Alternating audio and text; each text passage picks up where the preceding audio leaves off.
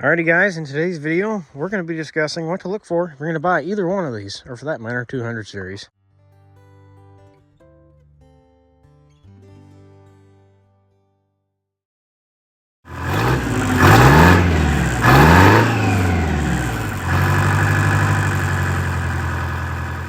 So I had the opportunity to buy this all for 400 bucks, as you guys can see in a previous video. So I thought I'd just go ahead and get probably the more common attachments, which I didn't get everything I wanted, but two of the most common are usually sitting right here. And the two 100 series tractors, gear drives that everybody wants, or the 200 series, which are all gear drive and pretty much the same tractor, just newer sheet metal, some updates, stuff like that. For the sake of the video, we're going to work our way from the front and go towards the back, which straight out of the gate, as you can see, especially in these 100 series, these 110 and 112s both are susceptible to the hoods cracking and just absolutely being destroyed, since the fiberglass here is not in very robust shape. Same goes for these front bezels, but these fronts hang over past the tractor, which is very susceptible to grabbing debris or being caught by a tree or something like that, or just backing into it even.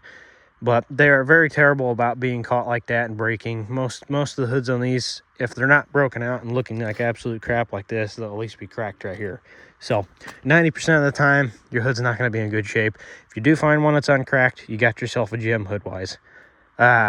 Grills, front frames, them are pretty tough. Grills are made out of steel, mesh steel. They're bendable, but you can fix them usually with the ball peen hammer and get that fixed.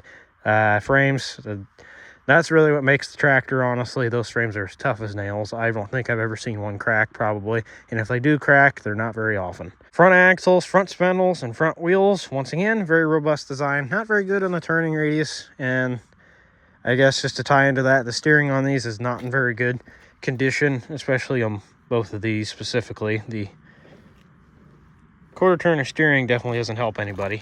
Usually it's just the gearbox that needs a little bit of the slack taken out, but in this case the joint's all down there and the gearbox itself is just absolutely gone. So these poor things need a rebuild or replacement on the joints and the gearbox, maybe just a shim on the gearbox and replacement, something.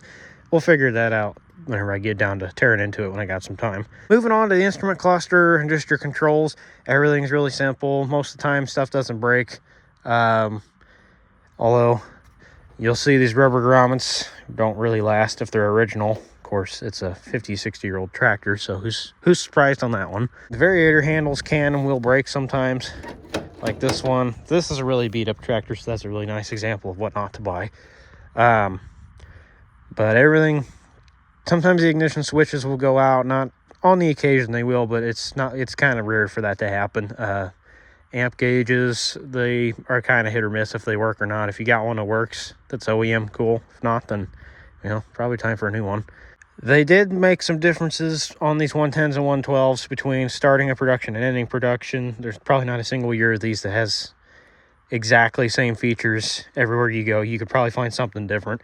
In this case, the single clutch and brake combo pedal is, I don't like it myself. Some people like it, but in this case, this one has a 2-in-1 pedal.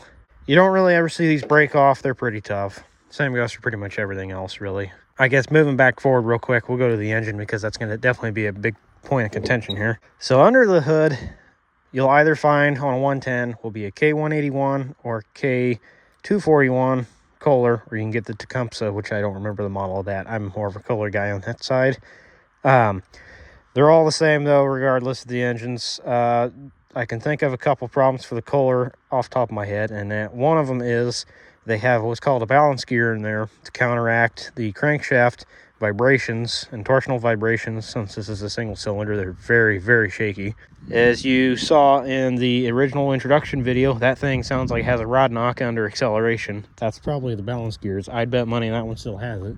This one doesn't have it, but I know at least the 10 horse and up, they put counterbalance gears in them sometimes, and they can cause issues. And worst case scenario is they get so much slop in them, they blow up, cause havoc down there in the bottom end. So take them out if you're ever working in the bottom end on one of those. They need to go. After that, it's just your typical single cylinder problems, like blowing out head gaskets here, and your exhaust can sometimes get frozen if you ever try to work on that.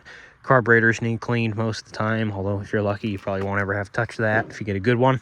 Another point I like to make sure is that if the side tins are on the engine, and this goes for pretty much any John Deere garden tractor, that means, especially if it's air-cooled, that means if the tin's on, this thing probably has had a good chance at its entire life of cooling properly. As long as there's not debris in there, of course, which you can usually peek your head in through the top and the sides and tell that one. But if tins are on the engine, you're starting to look pretty good engine-wise.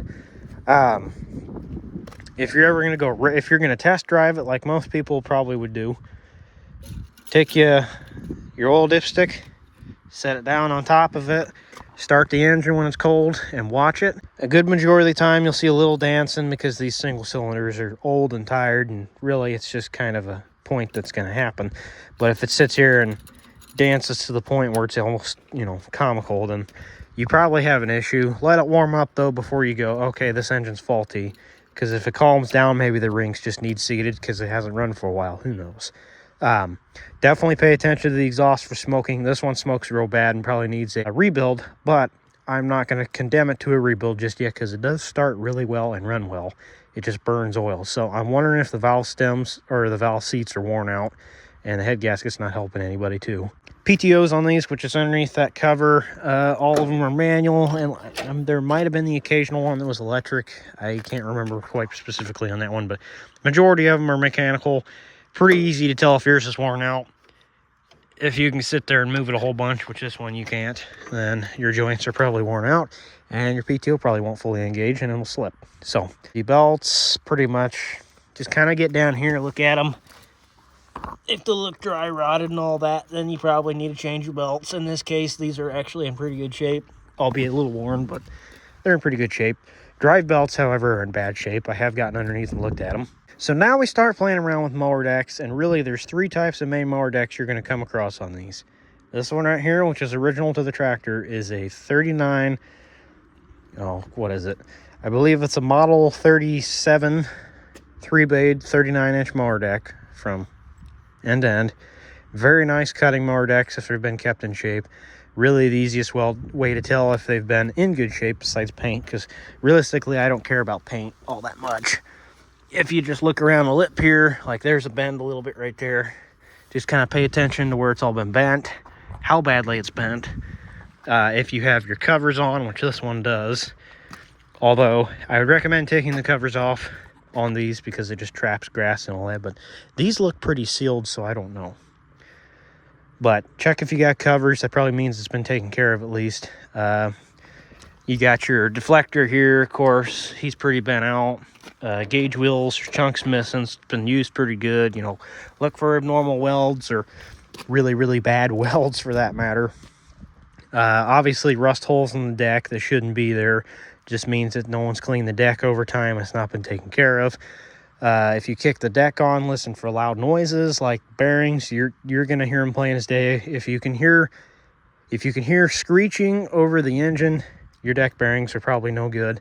And with the machine off, a good way to check is just pop down here, find a blade like so, wiggle it up and down. And if you can wiggle it up and down too much, then either your bolt's loose, or, well, your bolt's loose and the blade's about to fly off, or your deck bearing is about ready to go. So I guess I'll continue up here before I get too sidetracked again.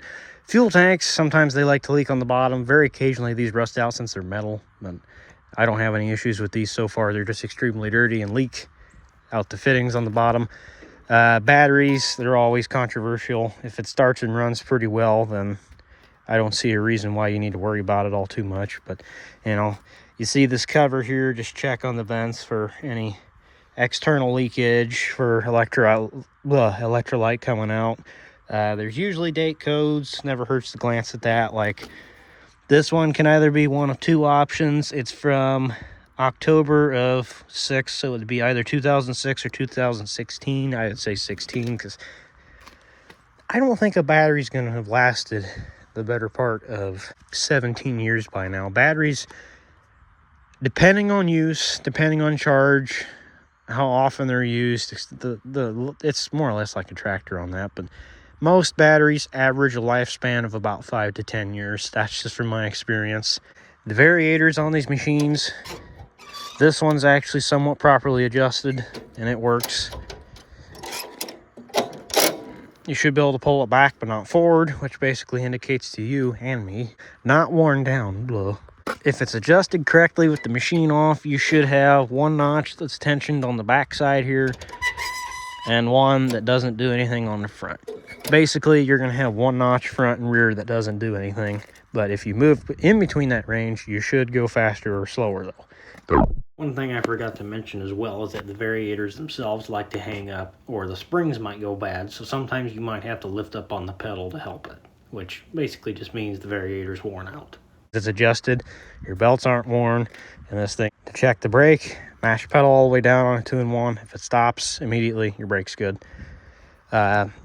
Brakes on these, there's an external pulley on the right side of the transaxle, somewhere over there, that has a rubber band clamp. That basically, it's just a squeeze clamp. As soon as you press down on that pedal, it grabs a hold of that pulley. It's not going to stop each individual rear wheel, but it's going to stop the transaxle itself. So if you're going downhill and one wheel starts to turn backwards and then one turns forwards because you have an open differential in there, well, your brakes work, but you're not going to stop. So just be aware of that too. These do not have independent brakes in any form. Pretty obvious point here, the seats. This one's off at least a 1983 or 4, 318, 316, 420. That basically that era of garden tractors and later. And you can tell by the way that it is, because this, even though it's a reproduced seat, this one is the older style seat. They have the square ribbing in here, names up top, pretty much a straight up and down angle.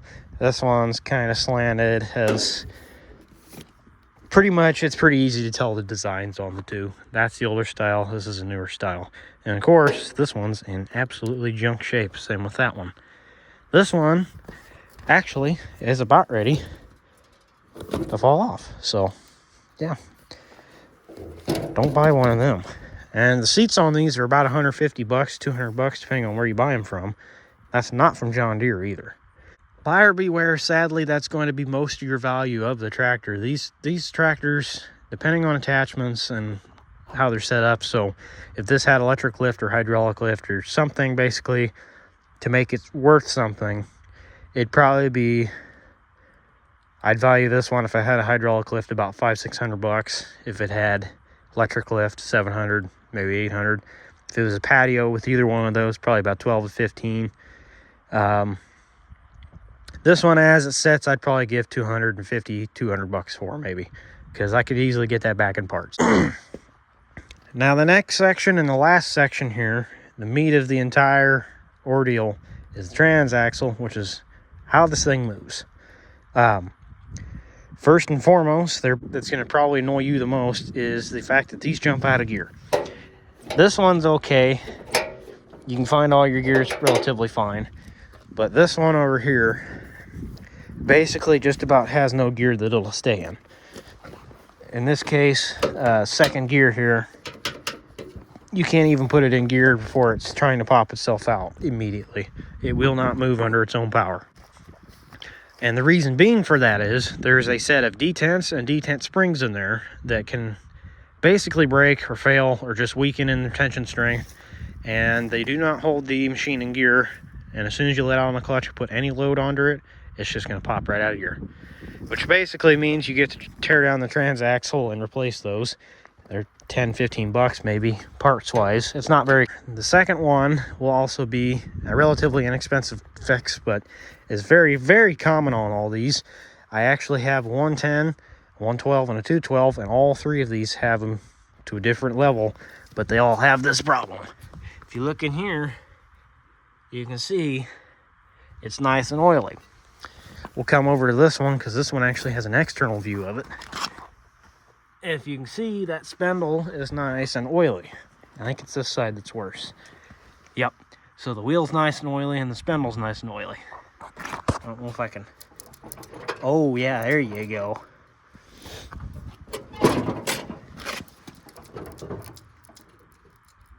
Yeah, this one is trashed in every sense of the word.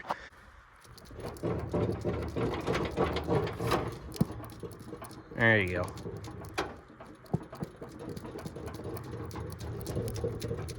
I'm sure you guys can hear that grease cracking or in this case it's oil, but I can move the wheel in and out at the top at least an inch or two. And that is stemming from the wheel bearings on the outside of the spindle here have completely failed, and they're letting the axle here eat into the hub, which is splined. This is a cast iron hub on a steel axle, and they're just absolutely terrible. You actually kind of have a twofer when you're dealing with these. You're dealing with needing a new outer hub here, and you probably need to figure out somebody to either fix or replace your axle, because both of the splines will be gone before long. And the second problem is that back up in here, as you can see, there's a set of wheel bearings in here like I described a little bit earlier, and these fail, which initially causes the entire problem. These are also a sealed bearing, which creates all your oil. It creates another problem where it allows all your oil that's inside the transaxle to come out and basically just go everywhere. So this entire inside of the wheel is coated because the wheel bearing and the seal have failed, which has in turn basically eaten all of the hub and axle. So this side's no good. You can quite literally figure this one out in 1 minute. You sit down, of course the mower deck's making noise, but if you can wiggle the wheel in and out and the lugs are tight, then the transaxle is absolutely shot.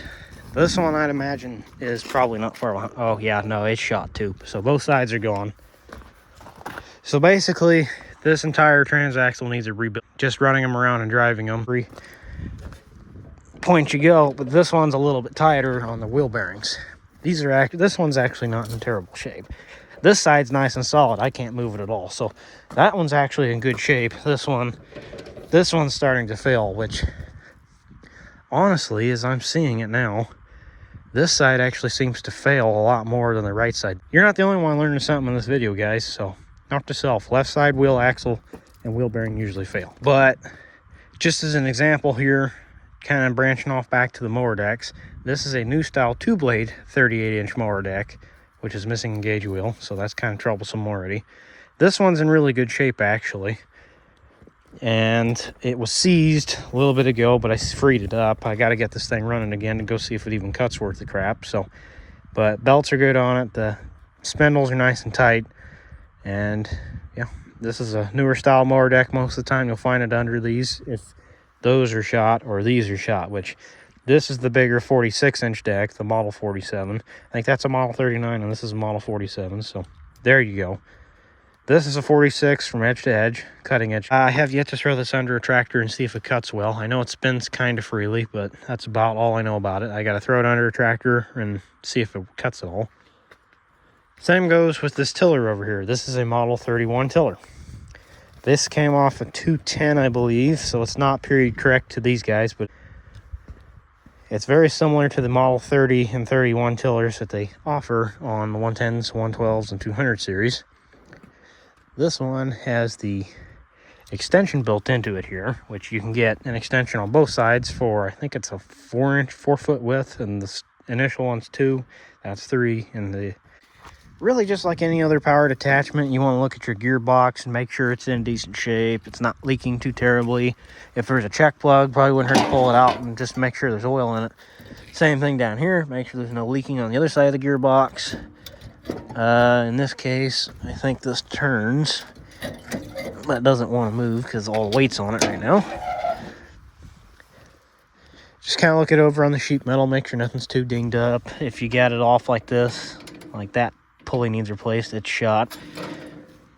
All the belts are here and are in good shape. The mule drive for it spins nice and tight. Something hit it. Lift linkage, hinge pins, make sure all that's there. They all move.